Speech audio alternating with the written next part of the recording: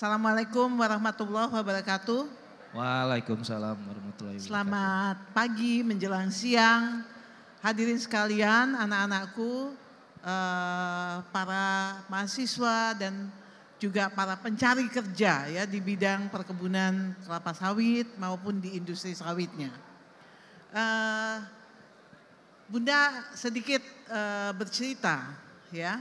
Kalau tadi Pak Direktur mengatakan 29 tahun bekerja di Kementerian Pertanian, Bunda sudah 42 tahun. Wih, tepuk tangan dong, tepuk tangan dong. Tahun bekerja. Gak bosan Bu ya, gak bosan ya? Gak bosan. Karena mengasihkan ya Bu ya? Dan mengasihkan. Kenapa? Keren. Karena ada sawit di sektor pertanian. Yes. Kalau nggak ada sawit, mungkin loncat barangkali ya, bekerjanya masuk ke bidang pertambangan atau perminyakan dan sebagainya. Tapi karena ada sawit 42 tahun dan sekarang Bunda masih aktif sebagai ahli peneliti utama di Badan Riset dan Inovasi Nasional. Mantap, ya. mantap. Jadi kalau mau lihat perjalanan karir Bunda, kalau kalian sekarang baru mau mencari karir, ini perjalanan karir Bunda. Ya, dilihat sedikit. Cepat aja Mbak Operator. Ya. Jadi Bunda adalah alumni dari Fakultas Pertanian IPB, Institut Pertanian Bogor. Jadi sama seperti kalian, tahun 75 masuk IPB, keluar dari IPB-nya tahun 79. Udah lahir belum? Belum kan? Belum pada lahir kan? 79 udah sekolah di IPB dan keluar dari IPB, kemudian melamar atau menjadi peneliti di Kementerian Pertanian. Setelah jadi peneliti, Bunda bersekolah. Jadi jangan mau berhenti belajar. Ya anak-anakku sekalian, kalau bekerja pun, bekerja itu ditaruh di dalam hati bahwa dalam bekerja pun kita tetap belajar ya Bapak dan Ibu sekalian. Oke, next please. Kita lihat ini perjalanan karir sebagai peneliti, perjalanan karir sebagai birokrat, perjalanan karir juga sebagai mengurus organisasi, menjadi komisaris utama di berbagai badan usaha milik negara. Kita cepat saja, next please. Oke, Bapak dan Ibu hadirin sekalian, ini tadi sudah disampaikan oleh Mas Direktur, bahwa sektor pertanian itu menjadi lokomotif menuju pertumbuhan ekonomi yang berkualitas. Karena apa? Karena yang pertama, mendukung pertumbuhan ekonomi. Yang kedua tentu adalah juga dia menjadi juga sebagai penyedia pangan, ya. Pangan bukan hanya padi, kemudian bukan hanya daging, tetapi pangan itu termasuk juga penyediaan minyak nabati, yaitu kelapa sawit, minyak sawit. Kemudian juga tentunya sektor pertanian penghasil devisa, kemudian sumber pendapatan utama dan juga penyedia lapangan kerja. Tolong dilihat yang terakhir ini, penyedia lapangan kerja. Ya, next please. Oke, next. Pinjam itu supaya bisa ngebalikin. Oke. Nah, Bapak dan Ibu sekalian, kalau kita melihat tantangan di dalam sektor pertanian ini, yang pertama tentu kita melihat bahwa tidak bisa kita halangi bahwa anak-anak muda ini kepengen sekali bekerja di urban, di kota besar, di kota yang semuanya ada, hiburannya ada, wifi-nya kencang, kemudian segala macam fasilitas mau untuk belajar ada, untuk bekerja ada, minum kopi pun gampang, tempatnya nyaman dan sebagainya. Urbanisasi. Tapi kita perlu sadar juga bahwa desa ya desa itu membutuhkan Bapak dan Ibu, terutama anak-anakku sekalian, untuk dibangun dengan baik sehingga keinginan untuk bekerja atau keinginan untuk pindah ke kota itu menjadi berkurang. Kalau melihat kota-kota besar di negara-negara maju, tidak ada bedanya tinggal di desa sama tinggal di kota, sama aja tuh Mas Ganda. Semua bisa kita dapatkan di pedesaan. Semua kita dapatkan fasilitas yang sama dengan perkotaan, mau cari mall, mau nge-mall, mau ngafe dan sebagainya ada di pedesaan. Karena sudah meratanya pembangunan. Bapak dan Ibu yang kedua, Bapak dan Ibu sekalian, tantangan kedua adalah bencana alam. Kemudian juga yang ketiga itu adalah tentunya dari aspek distribusi. Ya, kita tahu kadang-kadang susah kita mendapatkan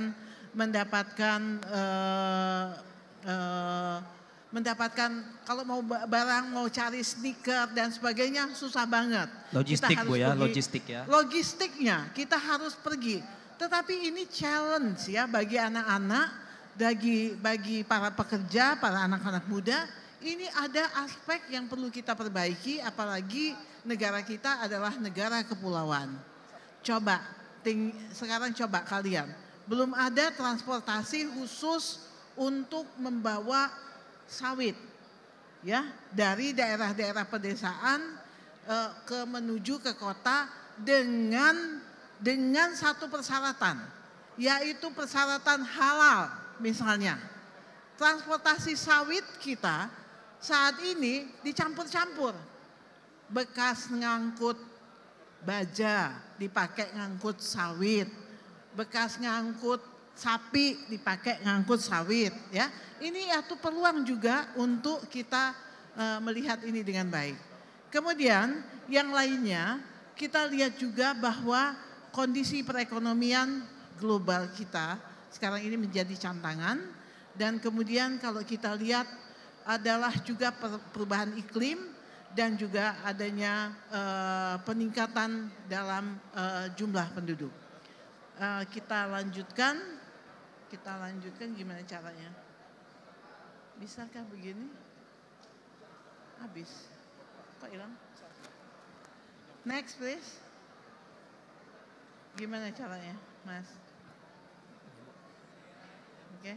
Next, oke. Nah, ini yang disampaikan oleh Mas Bagus tadi. Bapak dan Ibu sekalian, kalau kita lihat ini tenaga kerja di sektor pertanian makin lama makin berkurang, dan kalau kita lihat komposisi pendidikannya, Bapak dan Ibu sekalian dilihat di sini, tingkat pendidikan petani adalah sebetulnya merupakan kualitas SDM kita. Dan yang paling banyak kalau lihat tabel ini, pendidikan petani kita itu adalah di tingkat SD dan SMP. Ya, jadi Bapak dan Ibu sekalian bisa melihat tabel ini, SD dan SMP.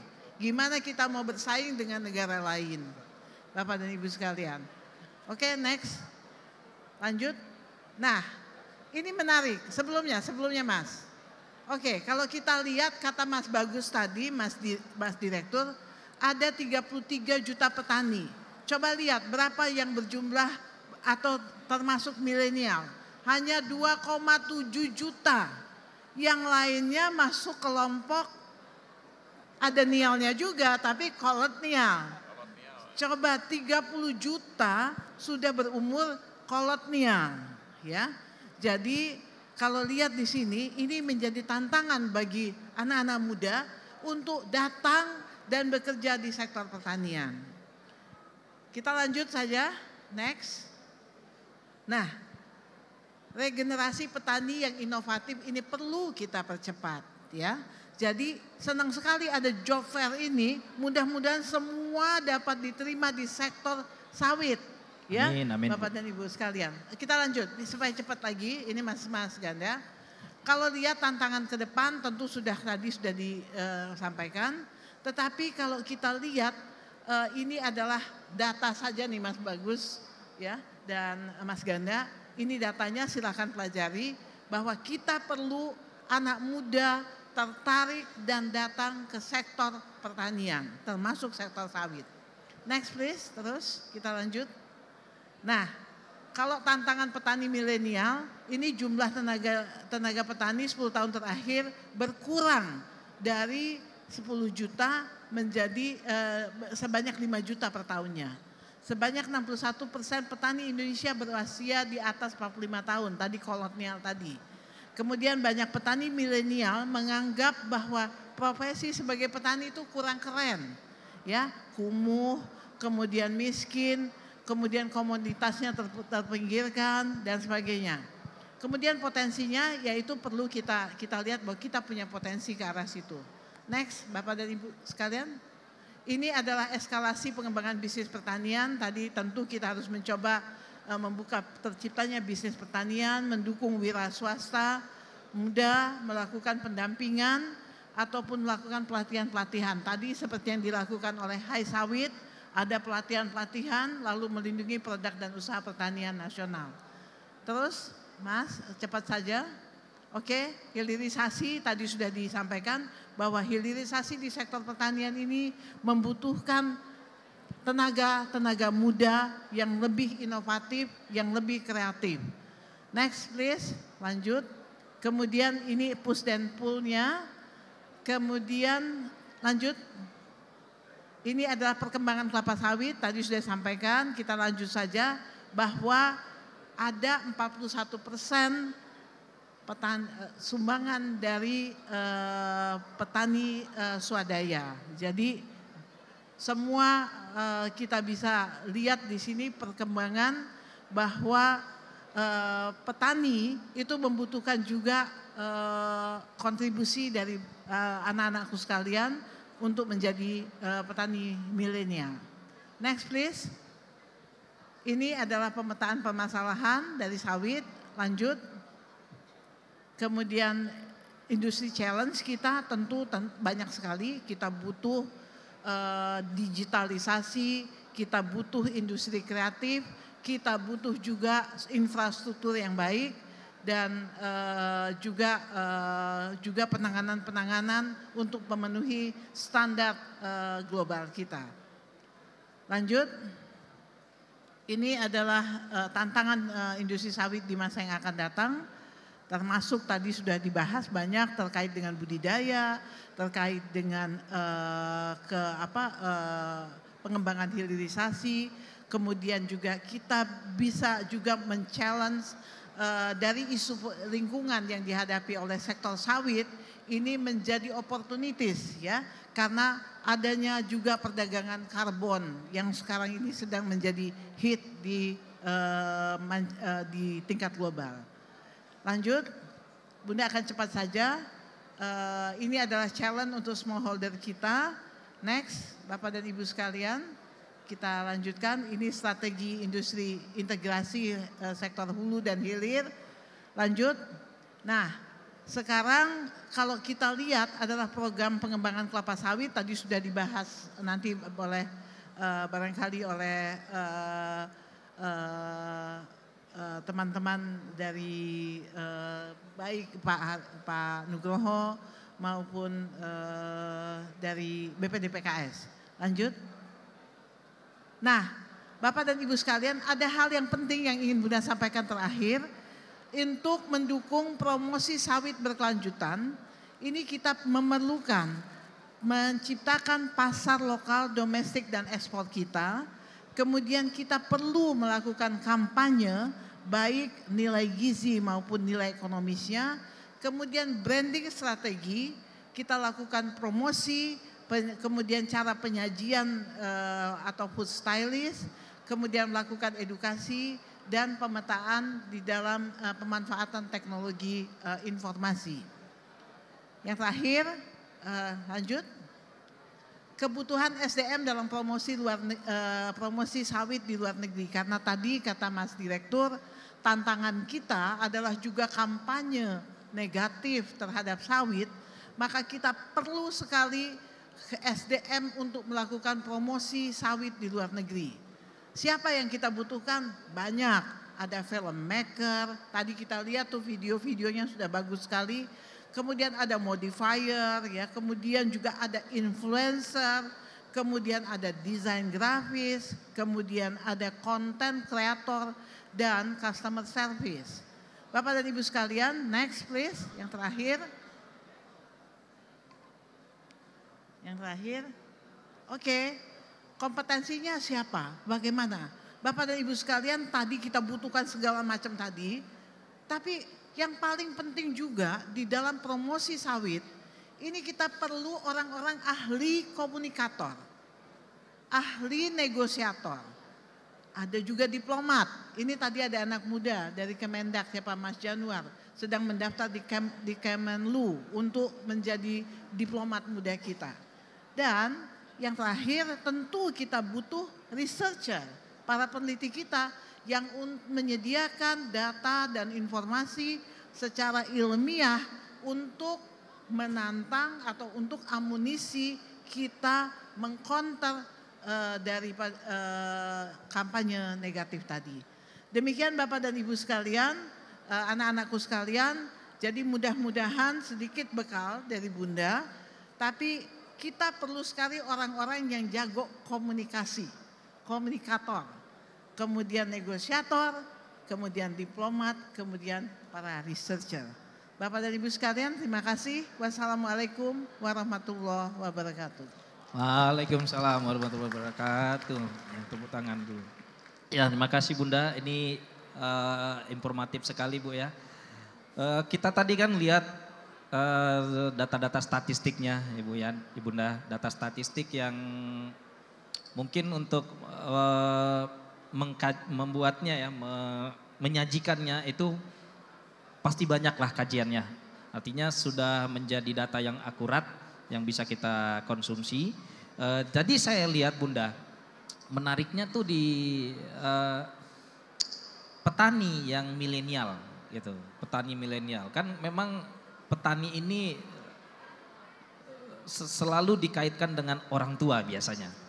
Selalu dikaitkan dengan orang tua, yang dimana mungkin ya orang tuanya petani, anaknya mungkin masuk ke perkebunan kelapa sawit di perkuliahan, tapi mungkin nanti cita-citanya pengen jadi manajer pabrik atau manajer kebun gitu.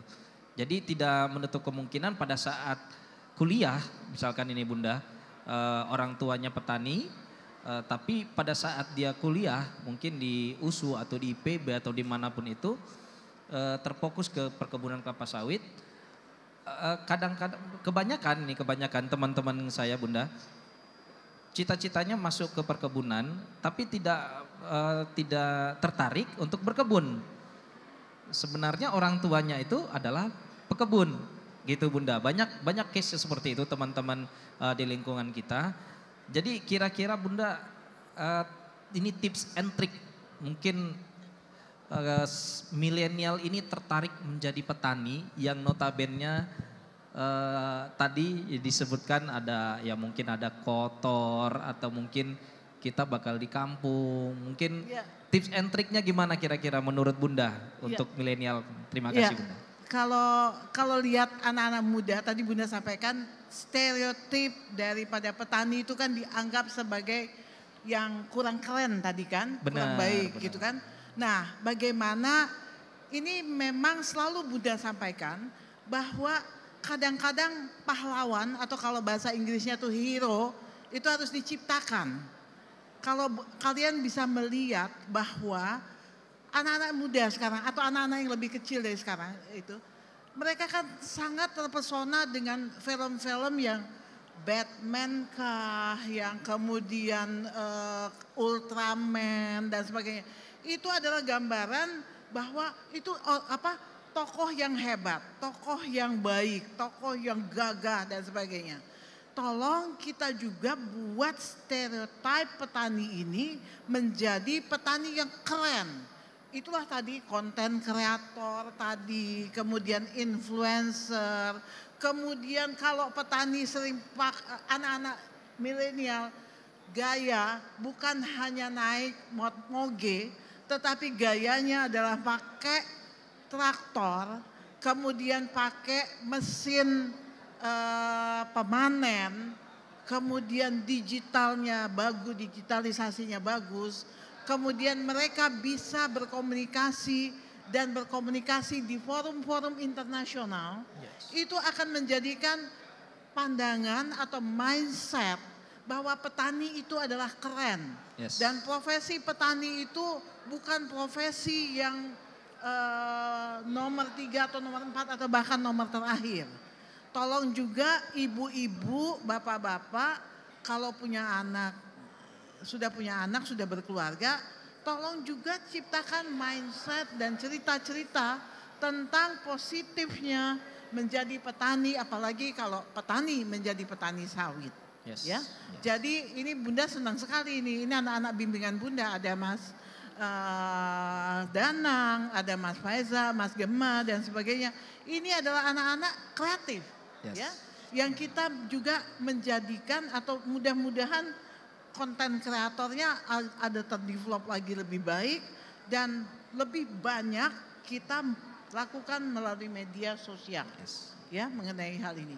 Bunda gembira sekali pada waktu 50 tahun hubungan Indonesia dengan Amerika, Bunda membawa seorang petani muda, yang kreatif dari Riau, namanya Mas Hendra, anggota Samade, bisa datang ke Bank Dunia, bisa ngobrol dengan orang-orang Amerika yang hadir pada acara Wonderful Indonesia Festival di Amerika dengan bahasa Inggris.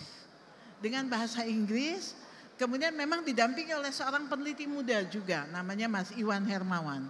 Ini juga salah satu cikal bakal untuk kita, untuk anak-anak muda ini berkomunikasi, kemudian menjadi warga dunia dengan mempromosikan sawit dan produk-produk sawit.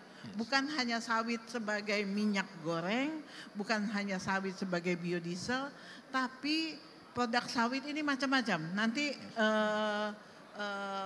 akan dijelaskan bahwa UMKM-nya sawit juga punya potensi yang luar biasa. Barangkali begitu, Mas ya. Oke. Itu. Terima kasih Bunda. Ya, terima kasih. Tepuk tangan dulu dong untuk Bunda.